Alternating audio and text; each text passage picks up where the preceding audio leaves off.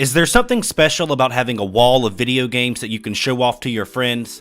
I've always thought it's really cool to have shelf after shelf stacked with video game history, but I've slowly stopped collecting physical copies over the years. Probably something to do with convenience or the fact that I have no understanding of proper decor. One thing is for sure, digital downloads are a quickly growing way of accessing and playing games, and it could diminish physical collections in the future. Many digital stores have appeared since the turn of the century, and downloading directly to your PC or console has become remarkably easier. Steam in 2003, the Xbox Store in 2005, PlayStation Network in 2006, and then the Nintendo eShop have all provided consumers the ability to buy games without ever leaving the comfort of their home. I recently noticed when looking through my physical copies that there is a noticeable decline in the number of actual discs that I own throughout the generations. I have a ton of PS1 and PS2 discs, then a smaller number of PS3 discs, and then an even smaller number of PS4 discs. It sparked the idea for this video and made me start thinking about what is good and bad about digital downloads and owning a physical copy.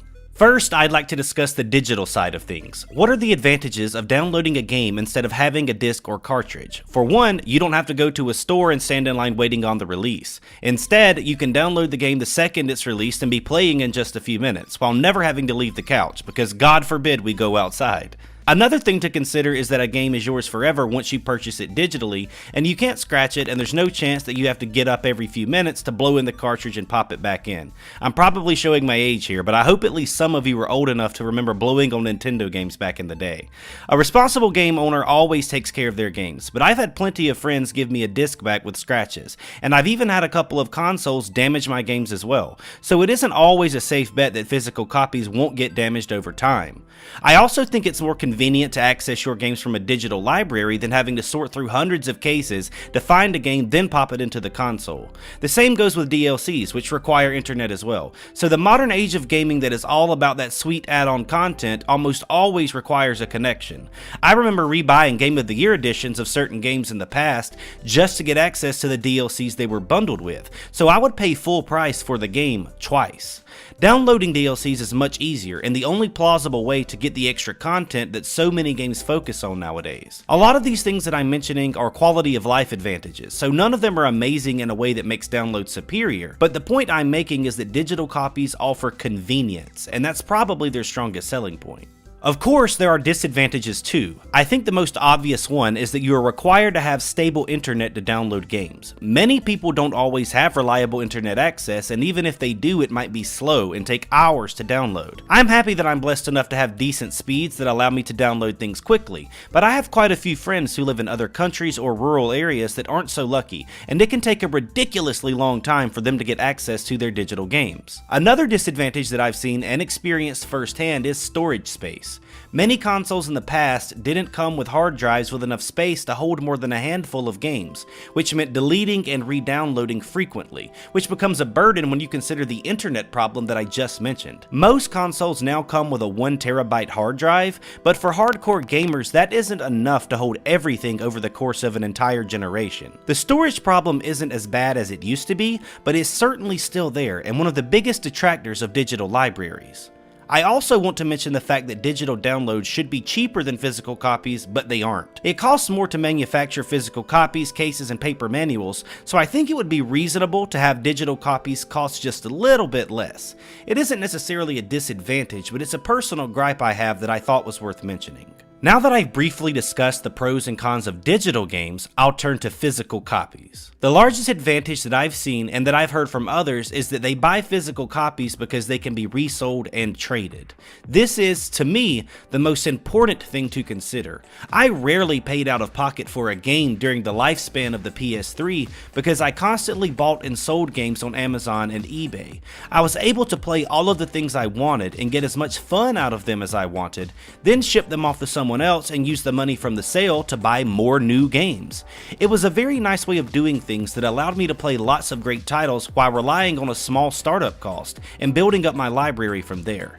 None of that is possible on Steam or PSN, so now when I buy a game, I'm stuck with it, even if it sucks. The resellability of physical copies is a huge advantage and something that I personally emphasize. It's also worth considering though, that physical collectors probably won't care as much about this aspect because they keep things to add to their huge collections and normally aren't interested in selling their stuff. Collectors are worth mentioning because a lot of this argument can come down to what games mean to you personally. Looking at a well-organized collection of games and consoles that spans generations makes me geek out in a way that a Steam library simply can't. Sure, it's neat to see badges and Steam levels on your profile, but it isn't the same as seeing and being able to touch a physical collection. This part is totally about your personal preference. Some people probably don't care about collecting, but I know there's a sizable number of gamers out there that get really deep into that sort of thing. A friend of mine who has a respectable assortment of games and consoles has had to buy a physical copy of a game after it was released digitally because it wasn't supposed to get a physical release, but it eventually did. It meant so much that he was willing to buy multiple copies of the same game just to have it sit amongst his glorious collection. For some people, having it on the shelf is the most important thing, so it's important for collectors to consider how hard it might be to get physical copies in the future.